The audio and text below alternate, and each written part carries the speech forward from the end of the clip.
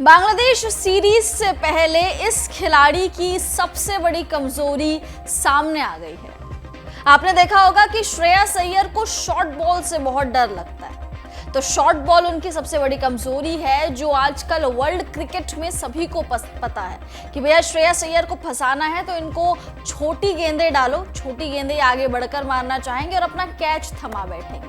उसी तरीके से इस खिलाड़ी की भी सबसे बड़ी कमजोरी, सबसे बड़ी वीकनेस सभी गेंदबाजों के सामने आ गई है और बांग्लादेश सीरीज में इंपॉर्टेंट हिस्सा होने वाला है टीम इंडिया का, उससे पहले इस कमजोरी का उजागर होना बहुत दिक्कतें बढ़ा रहा है। तो कौन है वो खिलाड़ी और क्या है कमजोरी, चलिए आपको बताते हैं इस वीडियो में। लेकिन उससे पहले आप सभी लोगों का बहुत बहुत स्वागत है न्यूज नेशन स्पोर्ट्स में। मैं हूं आपके साथ श्रद्धा पांडे। दलीप ट्रॉफी 2024-25 का आगाज 5 सितंबर से हो चुका है।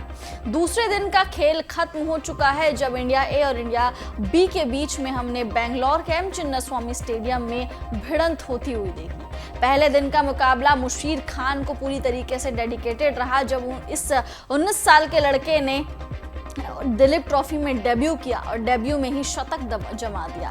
दूसरा दिन का जो खेल था वो भी डेडिकेटेड मुशीर खान को रहा, क्योंकि मुशीर खान ने इंडिया बी की तरफ से खेलते हुए ज़बरदस्त तरीके से 181 रन की पारी खेली थी। शतक को डबल 100 में कन्वर्ट नहीं कर पाए, लेकिन फिर भी जितना उन्होंने योगदान दिया वो उस चीज़ के हकदार है। क्रेडिट उनको मिलना चाहिए कि उन्होंने अपनी टीम को संभाल लिया, क्योंकि एक टाइम पे इंडिया बी की अगर हम बात करें तो 94 पर 7 हो गए थे। वहां से मुशीर खान ने लगभग 350 रन बटोर लिए उन्होंने और बेसिकली नवदीप सैनी ने। तो क्रेडिट जाना चाहिए मुशीर खान और नवदीप सैनी की साझेदारी को। फिलहाल अब बात करते हैं कि किस खिलाड़ी की कमजोरी बाहर आई है। दरअसल इंडिया ए के कप्तान शुभमन गिल की सबसे बड़ी वीकनेस बाहर आ गई है। शुभमन गिल पर सभी की नजरें टिकी हुई हैं, क्योंकि टीम इंडिया के वाइस कैप्टन है वो व्हाइट बॉल फॉर्मेट में, साथ साथ बांग्लादेश दौरे में बहुत अभिन्न हिस्सा होने वाले हैं वो भारत का, इसीलिए सबकी नजरें टिकी हुई थी शुभमन गिल में। अब शुभमन गिल ने इस दूसरे दिन 25 रन बनाए, 25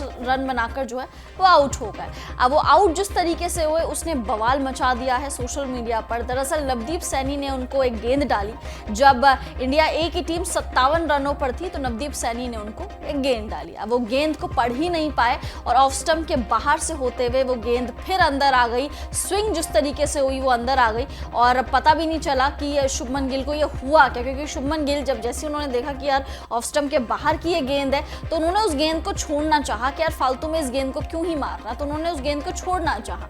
अब जैसे उन्होंने छोड़ दी गेंद, वो गेंद जो है बाहर से सीधे अंदर आ गई, यानी वो स्विंग इतनी अच्छी तरीके से हो गई, क्योंकि आप सभी लोग जानते हैं बेंगलोर में बहुत ज़्यादा मौसम खराब है, लगातार बारिश हो रही है और जब भी बारिश होती है तो स्विंग बहुत ही ज़्यादा बेहतरीन तरीके से गेंदबाज करवा सकते हैं। तो नवदीप सैनी ने भी कंडीशंस का और मौसम का फ़ायदा उठाया और शुभमन गिल को एक तरफा फंसाया। अब ये जो है शुभमन गिल की कमजोरी सबके सामने आ गई है। बांग्लादेश सीरीज से पहले की यार स्विंग गेंदबाजी खेलने में थोड़ी दिक्कत जरूर हो रही है।